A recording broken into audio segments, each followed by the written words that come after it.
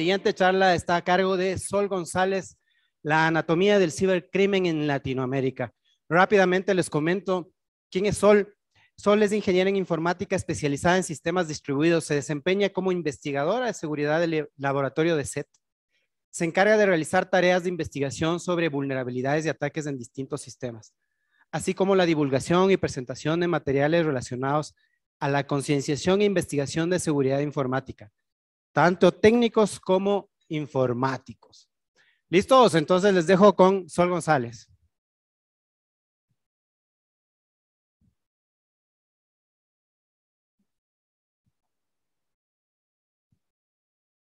Bueno, muchas gracias por la presentación y hoy vengo a traerles un tema que hay veces que queda lejano, ¿sí? El cibercrimen en Latinoamérica. En estos últimos 2 años hemos empezado a ver desde SET cada vez más ataques, por ejemplo, no solo a organizaciones, sino a entidades gubernamentales, ¿no? Y acá es donde incide el problema. De nuevo, hace 10 años pensábamos que solamente las ciberamenazas eran del otro lado del mundo, Europa o Estados Unidos, pero déjenme contarles mediante esta charla que existen ciberamenazas en Latinoamérica y cómo es que se organiza el cibercrimen en Latinoamérica, o cómo es que funciona. Primero,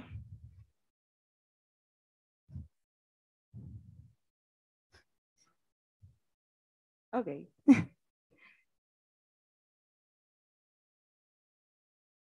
Okay.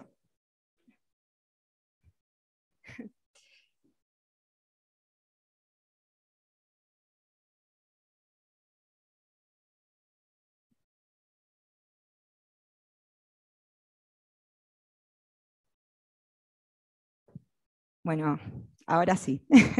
Perfecto. Primero, quiero contarles un poco cómo es que funciona un ataque dirigido, porque mediante las últimas noticias, ¿sí?, de ciberataques, poco se tiene en cuenta sobre el procedimiento de un ataque dirigido, y que esto es el principal factor del crimen organizado. Es decir, un ataque dirigido, obviamente hay una organización con fines maliciosos que lo que busca es afectar, por ejemplo, a una compañía o a cierta entidad gubernamental. Ahora bien, ¿qué es un ataque dirigido? Bueno, un ataque dirigido ya es un ataque que realizan ciertos grupos de cibercriminales, pero tienen distintos procesamientos. Mejor dicho, tiene un procedimiento con distintas fases. Y esto es lo que lo hace complejo y por eso se denomina crimen organizado. Cuando se habla de ataques dirigidos, tal como pueden ver, lo primero que se hace es la planificación e investigación. Hacen, por ejemplo, el reconocimiento de lo que el cibercriminal quiere afectar. Por ejemplo, en la entidad gubernamental o hasta incluso en una compañía, cualquier sea. Y hay algo que me encanta decir, es que los cibercriminales hacen buenos estudios de mercado, ¿sí? Saben bien cómo es que deben investigar la red. O por ejemplo, bueno, ¿cómo es que voy a acceder a la red? Mediante un phishing, que es justamente uno de los vectores de ataques más comunes. Luego, una vez que ya hicieron el reconocimiento, la planeación, tienen el acceso inicial, por ejemplo, a la red de la compañía, en donde, como les mencioné anteriormente, el acceso inicial se pudo haber dado a través de un phishing, ¿sí? Esta historia que desde comienzos de la ciberseguridad sigue y sigue en pie. El phishing es algo que, si bien la metodología no cambia, cada vez es más complejo, hasta incluso para usuarios especializados en ciberseguridad, no caer. Eso también hay que desmitificar, que un profesional de ciberseguridad no caiga en lo que es phishing, puede pasar, ¿sí? Luego, una vez que se tiene acceso, ¿no?, por el grupo cibercriminal, se tiene lo que es la actividad silenciosa. Es decir, acá la compañía no se da cuenta que efectivamente ha sido infectada o, por ejemplo, que están robando archivos. Y acá es donde inciden los problemas. Y luego, lamentablemente, acá es cuando surge la noticia, ¿no?, de los famosos data breach o exfiltración, ¿sí? Y ejecución de, por ejemplo, algún malware que luego puede ser algún ataque de ransomware, ¿no? Que esto es lo que más a menudo estamos viendo. En Latinoamérica también se ven ataques a la cadena de suministro. Y como les mencioné anteriormente, los cibercriminales hacen buenos estudios de mercado. ¿Y qué es lo que les va a generar más ganancia? ¿Atacar a una empresa en particular o atacar a una cadena de suministros que dé servicios a otras empresas? Obviamente que la superficie de ataque va a ser mucho mayor. Y esto lo entienden muy bien ellos. Y en LATAM también pasa. No está de más decir que el ransomware es una amenaza que desde que se creó llegó para quedarse y es la principal manera de generar dinero para los cibercriminales. Y hoy en día los datos siguen siendo el petróleo del siglo XXI. Hoy una compañía sin sus datos no puede seguir ni dándole continuidad a su negocio.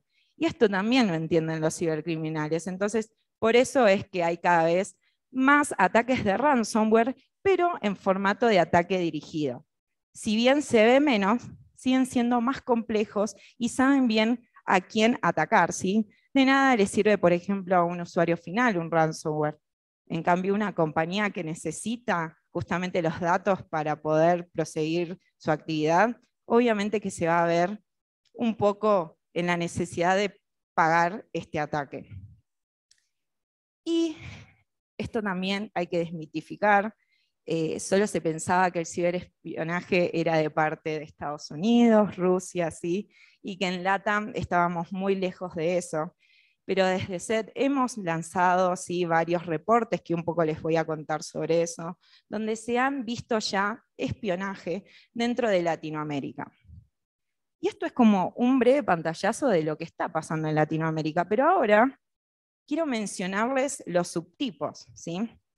También existen lo que es APTs en LATAM, que viene del inglés de Advanced Persistent Threat, ¿sí? Que son ya grupos cibercriminales que tienen hasta incluso a veces financiación de gobiernos. Esto se empezó a ver mucho, obviamente, en los países de China, ¿sí?, en Estados Unidos. Y lo que buscan estas APTs, estos grupos organizados, es realizar un ataque dirigido para poder exfiltrar esa información. Y esto pareciera de película de ciencia ficción, pero también pasa en Latinoamérica, y les voy a mostrar pruebas de cómo es que funciona. Machete, ¿sí? Una campaña de ciberespionaje, ¿sí?, en donde eran justamente un grupo organizado que lo que buscaba era espiar, ¿sí?, algunos de los datos de gobiernos de Ecuador, Colombia y Nicaragua, y Venezuela, ¿sí? Pasa en LATAM. ¿Cómo es que funciona? Bueno, funciona básicamente como siempre, lamentablemente, y ahora vamos a seguir viendo más ejemplos, un ataque de phishing, un Word malicioso.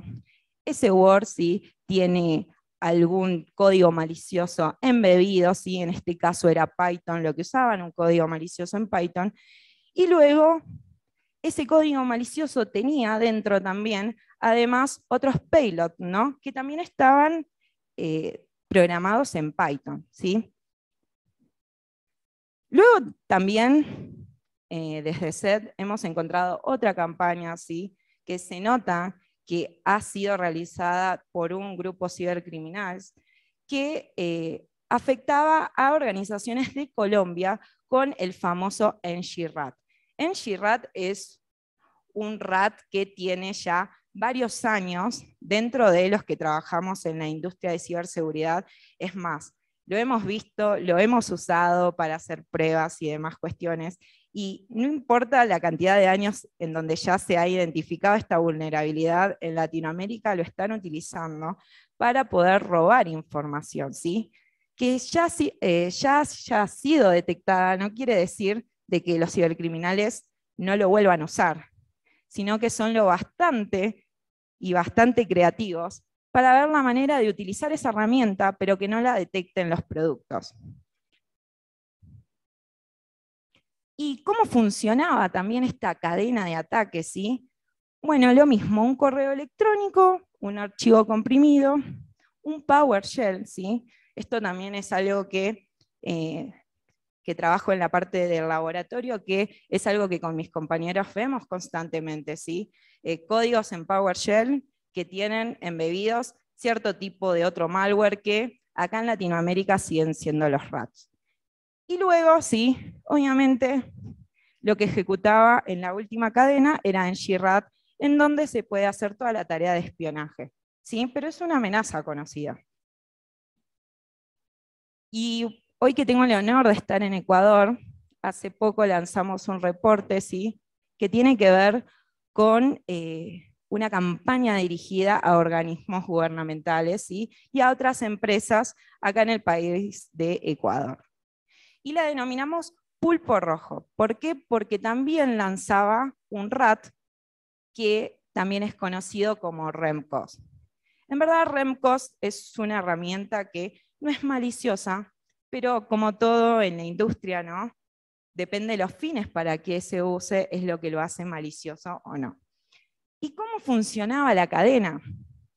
Similar a lo que les vengo mostrando que hace años venimos investigando.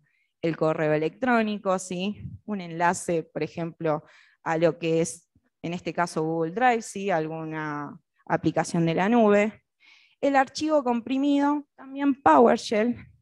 Y luego, a través de distintas medidas creativas, ¿no?, para que de nuevo el producto se le sea difícil identificar, finalmente lanzaba lo que es REMCOS RAT, que acá, de nuevo, es donde se tiene acceso, ya tener un RAT en una computadora, se tiene acceso a todo el sistema de ficheros, entonces evidentemente la idea es realizar ciberespionaje. Y no solo eso pasa en LATAM. Recién nomás les conté lo que corresponde a ciberespionaje, que hay veces que queda lejano acá en esta parte del continente. También lo que tenemos es crimeware. Algunos ya sabrán lo que es el crimeware, pero el crimeware es aquel software malicioso que lo que busca es generar activos fácilmente. ¿Qué quiero decir con esto? Que lo que buscan son acceso, por ejemplo, a credenciales bancarias. Ya un cibercriminal tiene el usuario y contraseña y es fácil el filtrar todos esos activos, ¿no? ¿Y qué es lo que vimos? Hay también un reporte que lanzamos desde SET, muy interesante, que los invito luego a leer, ¿sí?, porque por tiempos de charla no voy a poder ahondar. Pero hablamos de lo que son los troyanos bancarios, estas aplicaciones que se hacen pasar por otras, ¿no?, con la idea de robar la información del usuario con respecto a usuarios y contraseñas. Pero lo llamativo acá es que estos troyanos bancarios se vieron a lo largo de distintos países de Latinoamérica. Y ahora bien, cuando fuimos a la parte de la comparativa a nivel código de estas 12 familias, ¿sí?, que se distribuyeron a lo largo de todo el continente, vimos que muchas de ellas, utilizando la Mitre Attack, ¿sí?, efectivamente presentaban muchas similitudes. Entonces, esto nos da el indicio o la hipótesis, por ejemplo, a quienes trabajamos en investigación, de que hay cierta cooperación además. O sea, tenemos grupos organizados de cibercrimen que generan mucho dinero y además cooperan entre ellos. Es decir, que es una industria totalmente ya asentada también en LATAM. Y esto también es problemático. Y por otro lado, ¿sí?, tenemos el tercer factor, o la tercera gran parte del cibercrimen de Latinoamérica, que tiene que ver con Financials APTs, que son estas APTs que no es que buscan solamente robar información, sino que ya están más dirigidas a organizaciones no gubernamentales, sino a organizaciones que tienen que ver con industria financiera, ¿no?, como puede llegar a ser un banco. ¿Y qué es lo que vimos?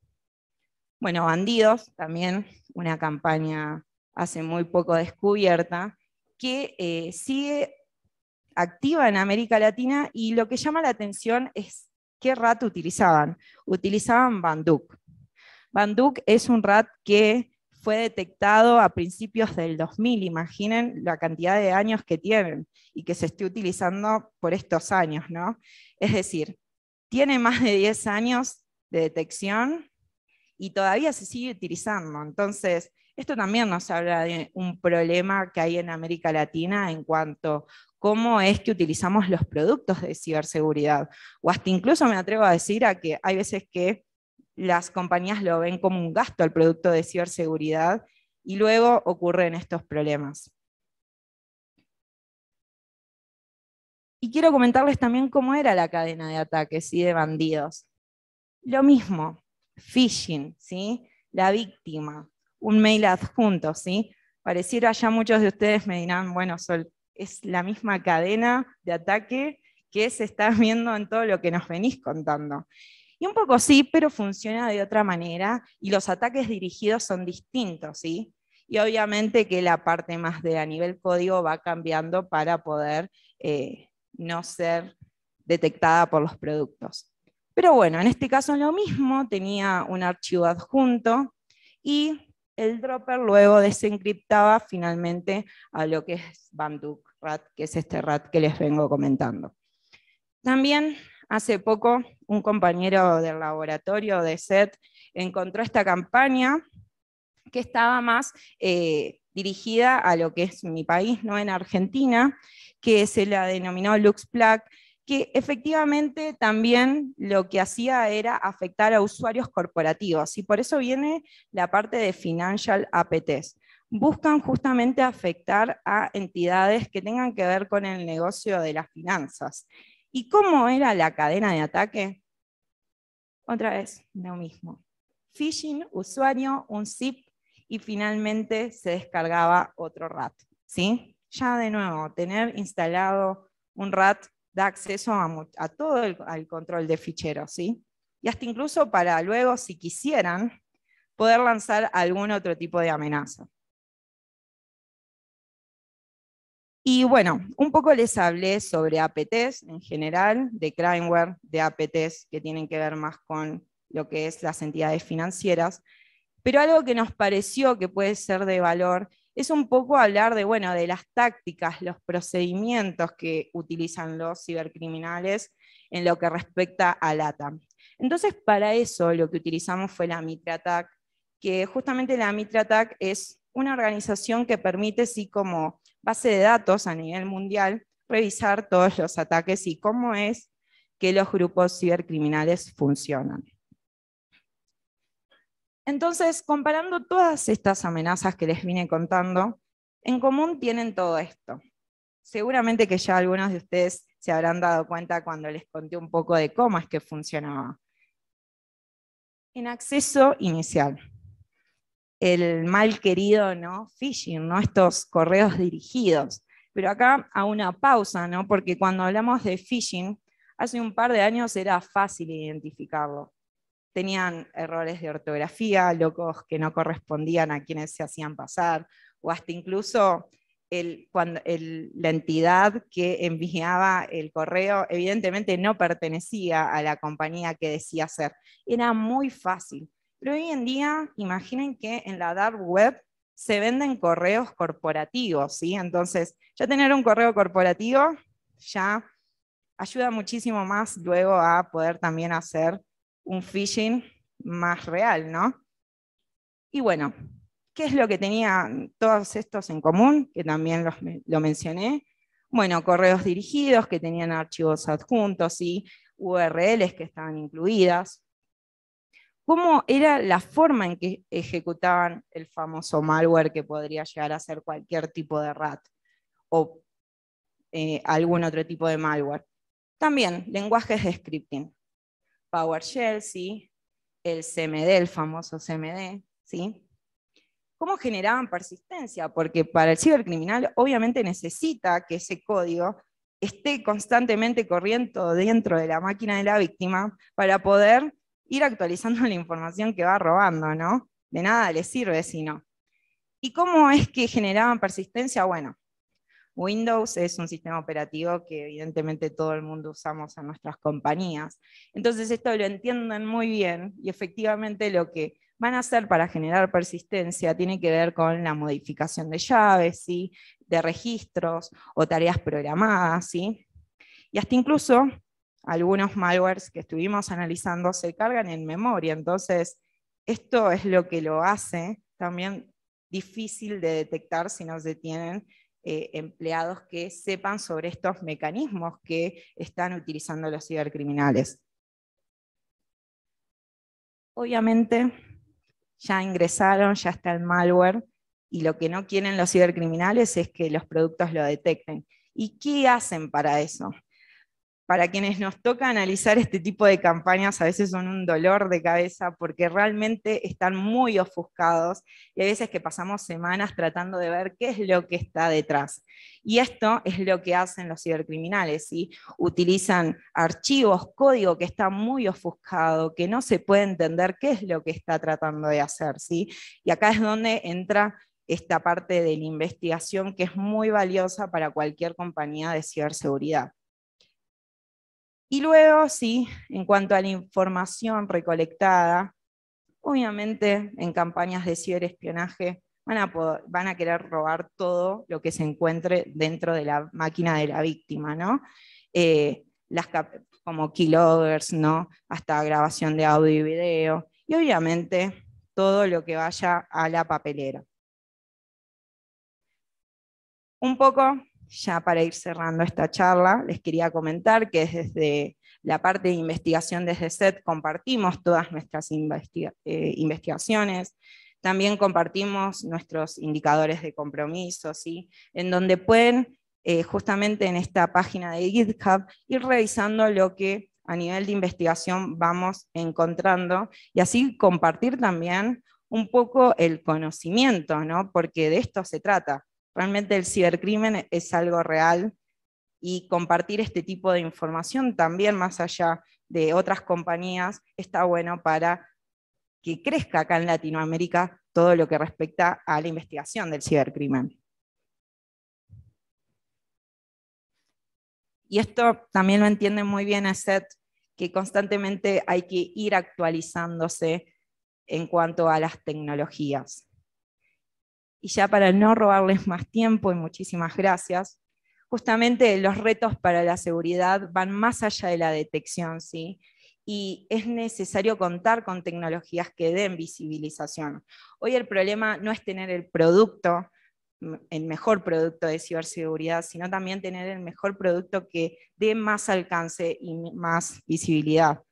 Si no se ve lo que se quiere proteger, nunca se va a proteger. Así que muchísimas gracias.